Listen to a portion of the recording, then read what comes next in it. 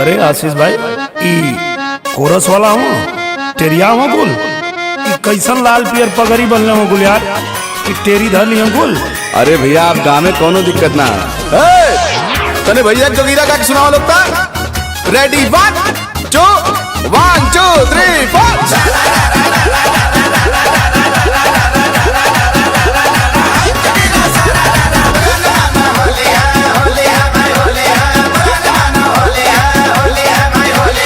होली में सूचना जारी बा बम बम करत पिचकारी बा। होली में सूचना जारी बा निरहुआ से बढ़िया खेसारी बा।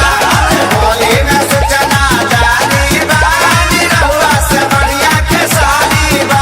अखिलेश भैया जिंदाबाद जिंदाबाद जिंदाबाद लालू यादव जिंदाबाद जिंदाबाद जिंदाबाद लालू यादव जिंदाबाद। जिंदाबाद जिंदाबाद। अरे यार क्या मजाक कर रहे हैं आप लोग?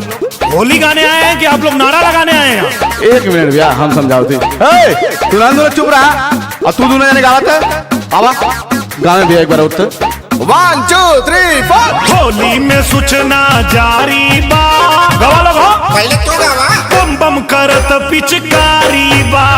होली में सूचना जारी बा अब मंदिर बन अरे! तैयारी बा। देखा होली में सूचना जारी बा अब मंदिर बनी अभी कुल मंदिर बनाओ लोग।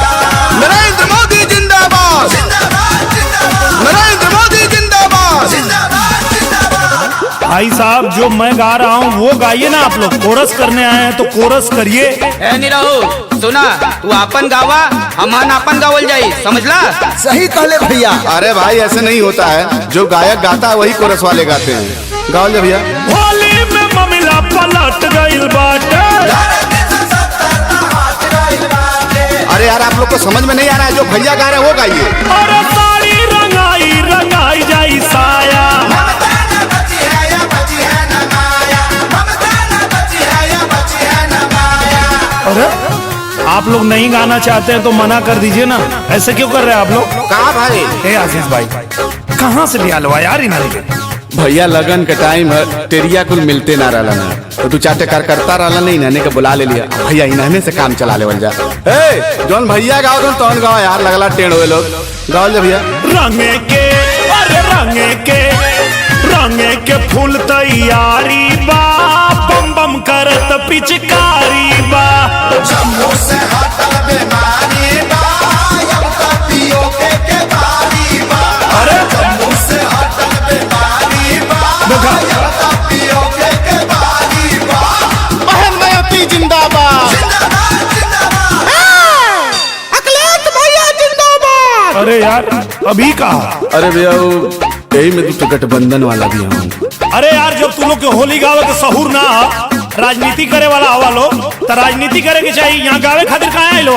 अच्छा तो हर काम गाना बजाना है तो तू राजनीति में काहे आइला? तू आ सकेला हम लोग ना आ सकेला। चुपचाप तू अपन गावा हम लोग अपन गावल जाई। अरे भैया आप गाँव हम इन्हने को बुला दे।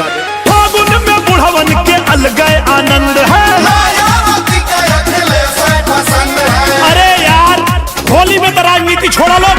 होली में ये भैया राजनीति छोड़ा प्यार के रंगवा में देशवा के जोड़ा।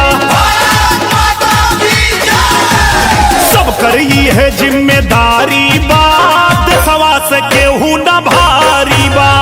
हिंदुस्तान जिंदाबाद जिंदाबाद जिंदाबाद हिंदुस्तान जिंदाबाद जिंदाबाद जिंदाबाद राहुल बाबा जिंदाबाद। जिंदाबाद जिंदाबाद।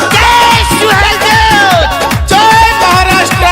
हमारा देश प्रोग्राम चल बे ममता दीदी जिंदाबाद। बाबा साहेब कमर रहे। काले छोड़ नहीं तो मार गाना बना दे। अरे यार देखो लड़ गए सब यार। क्या कर रहे हो भाई? हेलो आप लोग क्या कर रहे हो? मैं सबको समझा देते हूँ आती ना हमसे हवा फरियाला। तू बड़ी बे बड़ी बे बताइए कभी। अरे यार तुम तो बाज भी ना हो।